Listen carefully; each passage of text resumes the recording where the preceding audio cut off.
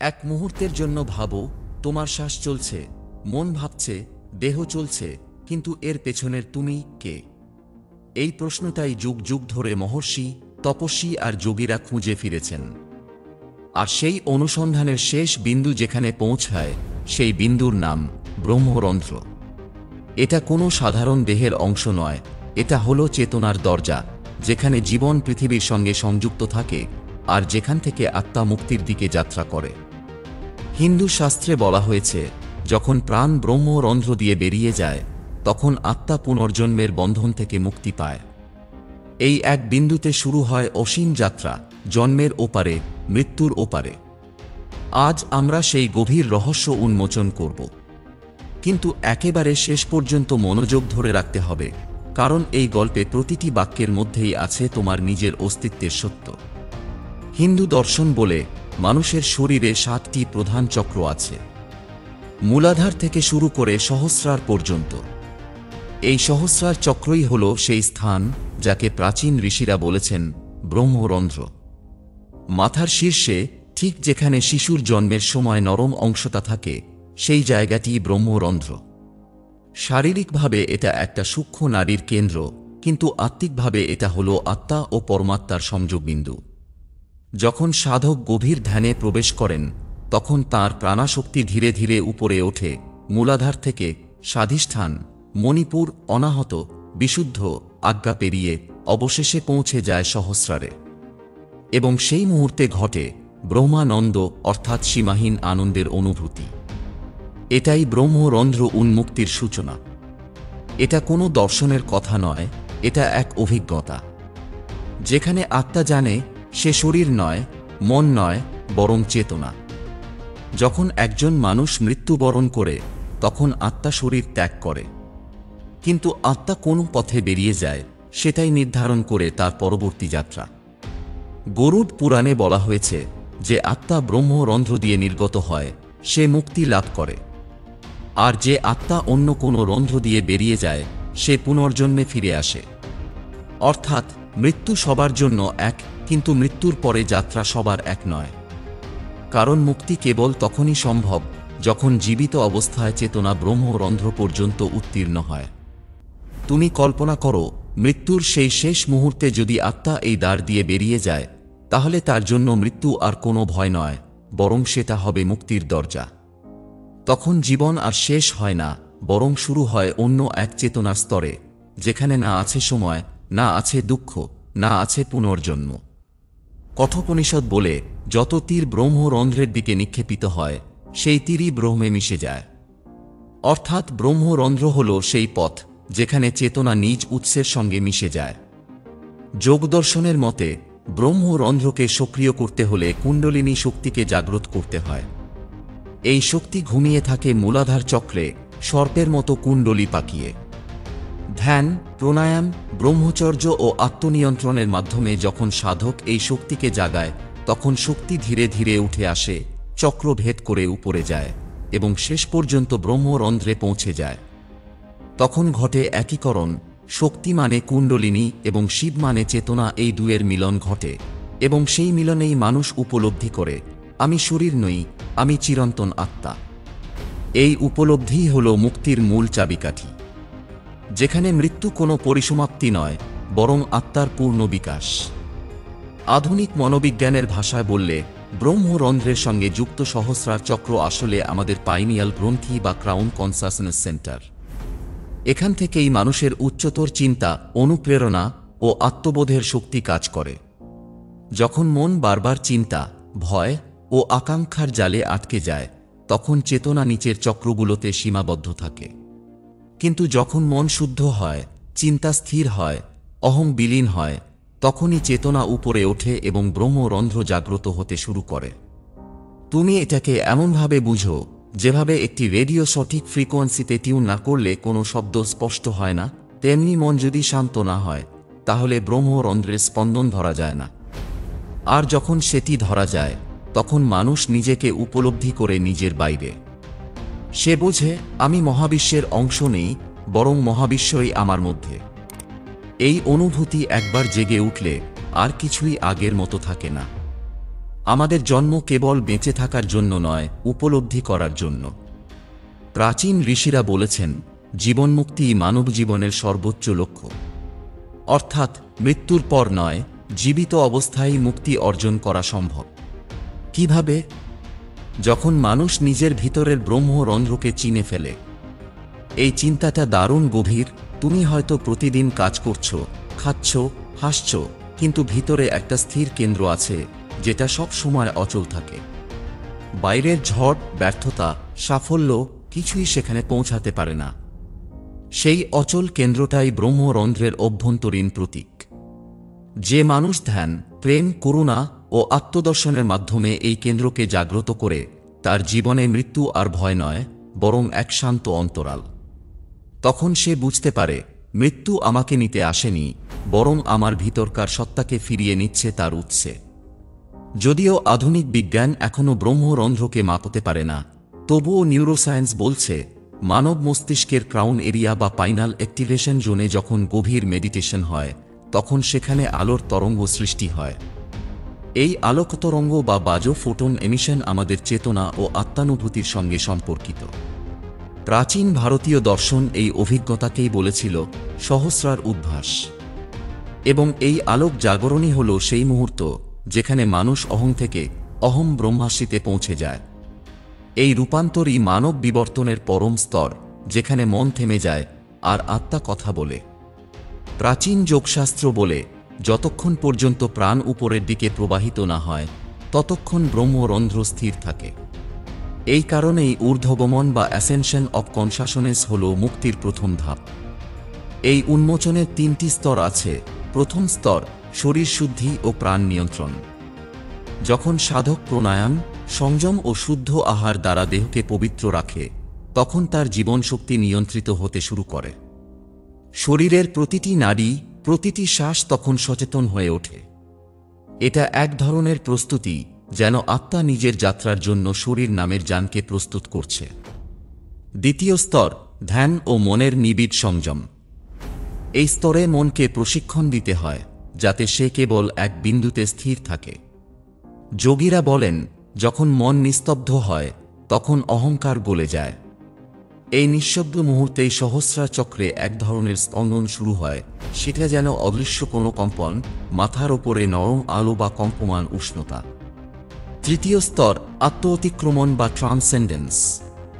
এই পর্যায়ে সাধক আর ধ্যান করে না, ধ্যান নিজে তার ভিতর ঘটে।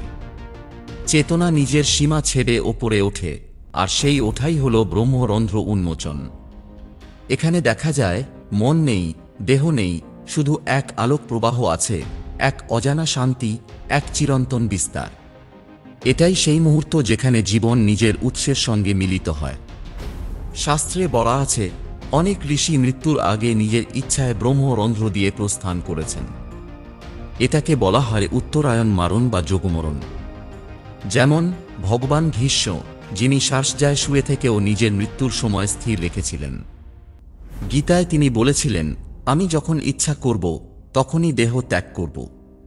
এবং তিনি সেটাই করেছিলেন। সূর্য যখন উত্তরায়ণে গিয়েছিল, তখন ব্রহ্মরন্ধ্র দিয়ে নিজের আত্মাকে মুক্ত করেছিলেন। এই ঘটনা কেবল পৌরাণিক নয়, বরং চেতনার গভীর বিজ্ঞানের প্রতীক। যে মানুষ ব্রহ্মরন্ধ্র পর্যন্ত নিজের প্রাণশক্তিকে উন্নীত করতে পারে, তার মৃত্যু আর জোর করে আসে না, সে নিজেই মৃত্যুর ওপারে চলে যায়। আর এ কারণেই ঋষিরা বলেছেন, যিনি ব্রহ্মরন্ধ্র জেনেছেন, তিনি মৃত্যুর ওপারে, কারণ তার মধ্যে মৃত্যু ঘটতে পারে না। যোগ ও ধ্যানের বাস্তব অভিজ্ঞতা, ব্রহ্মরন্ধ্রের স্পন্দন অনুভব। এই অংশটি সবচেয়ে সূক্ষ্ম, কারণ এটা শুধুমাত্র বোঝার নয়, অনুভবের ক্ষেত্র। অনেক সাধক তাদের অভিজ্ঞতা বর্ণনা করেছেন, যেটা প্রায় একই রকম। যখন কেউ দীর্ঘ ধ্যানের মধ্যে প্রবেশ করে, একসময় মনে হয় মাথার ওপরে কিছু খুলে যাচ্ছে। কখনো আলো দেখা যায়, কখনো কম্পন, কখনো নিঃশব্দ আনন্দের তরঙ্গ। এই অবস্থায় মন যেন দেহ থেকে বিচ্ছিন্ন হয়ে এক উজ্জ্বল আকাশে ভাসছে। একজন যোগী বলেছেন, যখন ব্রহ্মরন্ধ্র জাগ্রত হয়, তখন মনে হয় আমার মাথার ওপরে সূর্য উদিত হয়েছে, কিন্তু সেটা বাইরের নয়, ভিতরের সূর্য। এই অনুভূতি মুহূর্তে বদলে দেয় দৃষ্টিভঙ্গি। মানুষ বুঝতে পারে, যা কিছু সে এতদিন খুঁজছিল, ঈশ্বর, আনন্দ, মুক্তি, সব তার নিজের ভিতরেই ছিল, শুধু দরজা বন্ধ ছিল। ব্রহ্মরন্ধ্র খুলে গেলে সেই দরজা নিজেই অদৃশ্য হয়ে যায়। ব্রহ্মরন্ধ্রের অভিজ্ঞতাকে যদি বিজ্ঞানের দৃষ্টিতে দেখি, তাহলে এটি কোয়ান্টাম কনশাসনেসের সঙ্গে যুক্ত। যেমন আধুনিক পদার্থবিদ ডক স্টুয়ার্ট হ্যামেরফ এবং রজার পেনরোজ বলেছেন, চেতনা আসলে কোয়ান্টাম স্তরে ঘটে, যেখানে মস্তিষ্কের মাইক্রোটিউবুলের মধ্যে আলো ও তথ্যের কম্পন তৈরি হয়, যা মৃত্যুর পরও কিছু সময় টিকে থাকতে পারে। এখন ভাবো, প্রাচীন ঋষিরা যাকে বলেছিলেন প্রাণ ব্রহ্মরন্ধ্র দিয়ে নির্গত হয়, সেটা আধুনিক ভাষায় হতে পারে কোয়ান্টাম কোল্যাপস, যেখানে চেতনা শরীরের বাইরেও টিকে থাকে। অর্থাৎ ব্রহ্মরন্ধ্র কেবল একটা আধ্যাত্মিক ধারণা নয়, বরং চেতনার উচ্চতর ফ্রিকোয়েন্সিতে প্রবেশের প্রতীক। যেখানে মৃত্যু মানে শরীরের স্থবিরতা, কিন্তু চেতনার অবসান নয়। এই জায়গায় আত্মা থাকে সক্রিয়, সচেতন, মুক্ত। যখন কেউ ব্রহ্মরন্ধ্রের স্পন্দন উপলব্ধি করে, তখন একটা বিশাল পরিবর্তন ঘটে তার মধ্যে। সে আর আগের মতো আমি মনে করে না, কারণ সে দেখতে পায় যে আমি এতদিন বলছিল সেটা আসলে শরীর বা চিন্তার প্রতিধ্বনি। সত্যিকারের আমি সেই, যা কখনো মরে না, কখনো জন্মায় না, শুধু প্রকাশিত হয়। উপনিষদ বলছে যে আত্মা ব্রহ্মরন্ধ্র দিয়ে ব্রহ্মে প্রবেশ করে, সে আর ফিরে আসে না। অর্থাৎ এখানে আত্মা তার প্রকৃত পরিচয় ফিরে পায়, আমি ব্রহ্ম।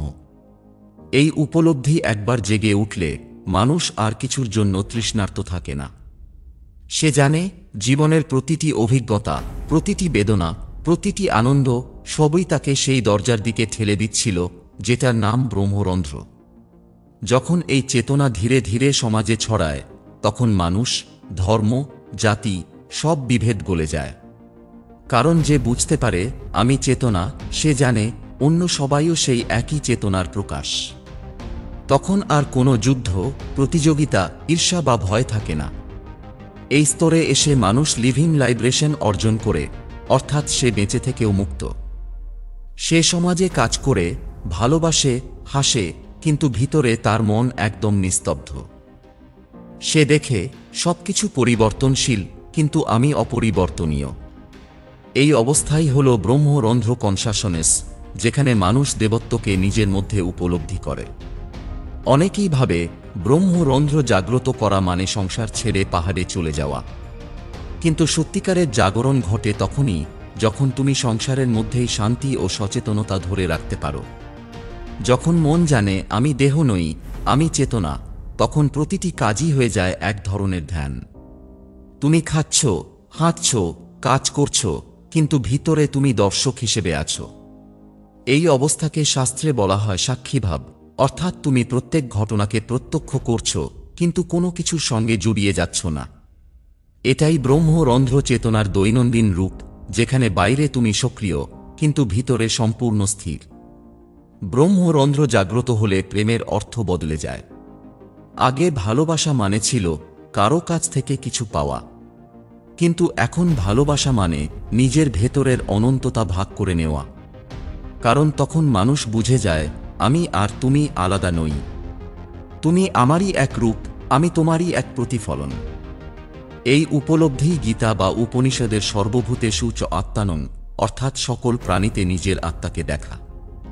যে এই অবস্থায় পৌঁছায় সে আর কাউকে আঘাত করতে পারে না, কারণ সে জানে অন্যকে আঘাত মানে নিজেকেই আঘাত করা।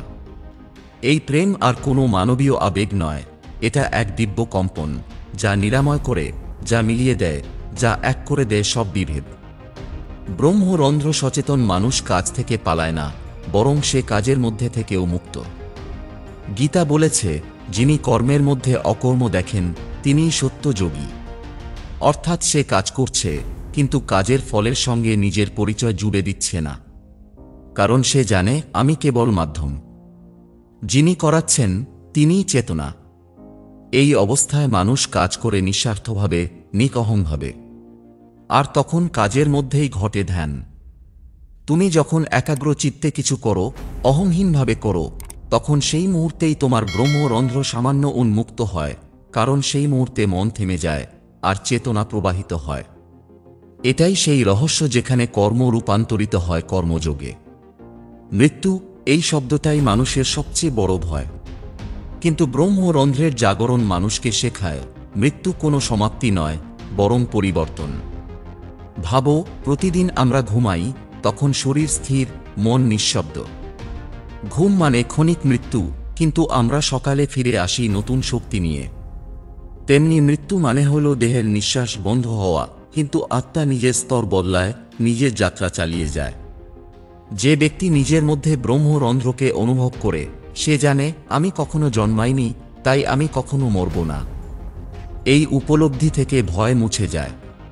তখন মৃত্যু আর অন্ধকার নয়, বরং এক আলোকদ্বার, যা খুলে দেয় পরবর্তী অভিজ্ঞতার পথ। এটাই সেই মুক্তির অনুভূতি, ফ্রিডম বিয়ন্ড ফিয়ার। যখন মানুষ ব্রহ্মরন্ধ্র সচেতন হয়, তখন তার সম্পর্কগুলো গভীরভাবে বদলে যায়। তখন সে আর কাউকে নিজের মালিকানা মনে করে না, কাউকে অধিকার করতে চায় না। সে ভালোবাসে, কিন্তু নির্ভর করে না। সে যত্ন করে, কিন্তু নিয়ন্ত্রণ করে না। এই অবস্থা হল আত্মার সংযোগ। এখানে ভালোবাসা কোনো আবেগ নয়, বরং এক পরস্পর উপলব্ধি, যেখানে দুজন মানুষ বুঝে যায়, আমরা একই উৎস থেকে আসা দুটি আলোকরশ্মি। এই স্তরে সম্পর্কগুলো হয়ে ওঠে নির্মল, স্বচ্ছ ও স্বাধীন। কোনো বন্ধন নেই, তবুও আছে গভীর ঐক্য। যখন ক্রমশ আরও বেশি মানুষ এই চেতনা অর্জন করবে, তখন পৃথিবীর সমাজ, বিজ্ঞান, শিক্ষা সবকিছু বদলে যাবে। মানুষ তখন বুঝবে, আসল শক্তি অস্ত্র বা অর্থে নয়, বরং চেতনার বিশুদ্ধতায়। যে মন শান্ত, যে হৃদয় করুণাময়, যে চেতনা আলোকিত, সেই এই পৃথিবী বদলাতে পারে। ব্রহ্মরন্ধ্রের জাগরণ মানে কেবল ব্যক্তিগত মুক্তি নয়, এটা মানবজাতির বিবর্তনের পরবর্তী ধাপ। তখন ধর্ম, জাতি, সীমা এসব শব্দ অর্থহীন হয়ে যাবে। মানুষ জানবে, আমরা সবাই সেই এক চেতনার নানা প্রকাশ। এই অবস্থায় পৃথিবী সত্যিই পরিণত হবে স্পিরিচুয়াল সিভিলাইজেশনে। যখন চেতনা ব্রহ্মরন্ধ্রের শিখরে পৌঁছায়, তখন শব্দ আর কাজ করে না। কারণ শব্দ মানে বিচ্ছেদ, আর ব্রহ্মরন্ধ্র মানে ঐক্য। এখানে সব প্রশ্ন নিঃশেষ হয়, সব খোঁজ শেষ হয়, শুধু থাকে এক অচল শান্তি।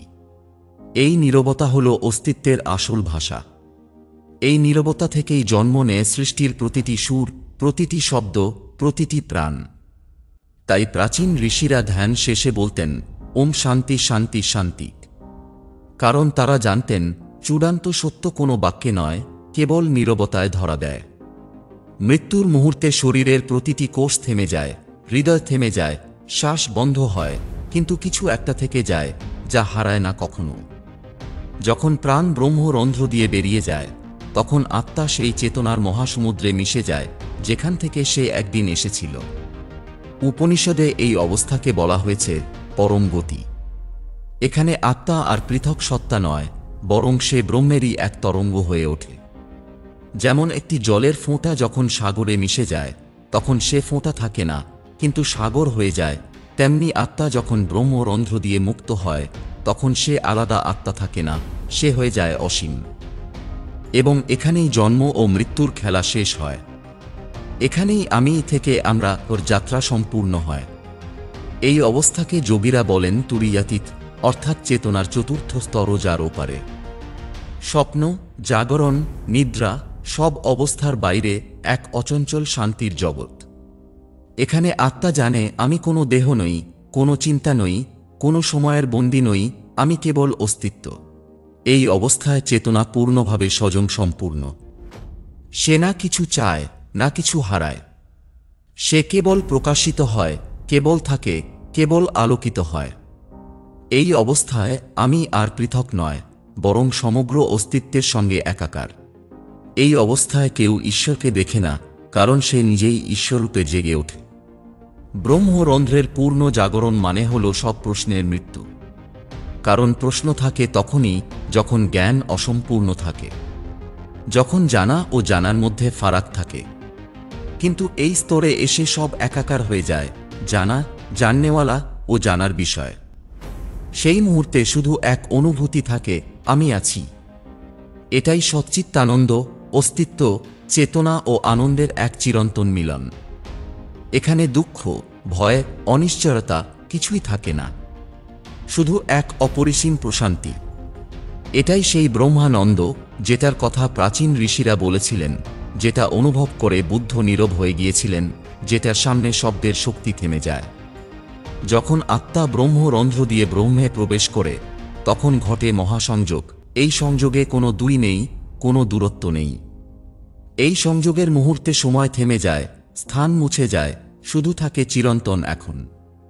এই অবস্থাই হল মুক্তির প্রকৃত অর্থ। না স্বর্গ, না নরক, না কোনো স্থান বিশেষ, বরং এক অস্তিত্বের বিশুদ্ধ অনুভব। এই অনুভূতি ঈশ্বর, এই অনুভূতি প্রেম, এই অনুভূতি তুমি। তুমি যখন এই উপলব্ধিতে পৌঁছাবে তখন বুঝবে তুমি কখনো জন্মাওনি, কখনো মরনি, বরং তুমি যুগে যুগে নিজের অভিজ্ঞতার মধ্য দিয়ে নিজেকেই চিনে চলেছ। প্রত্যেক জন্ম, প্রত্যেক মৃত্যু, প্রত্যেক আনন্দ ও বেদনা ছিল কেবল তোমার নিজের দিকে ফিরে আসার পথ।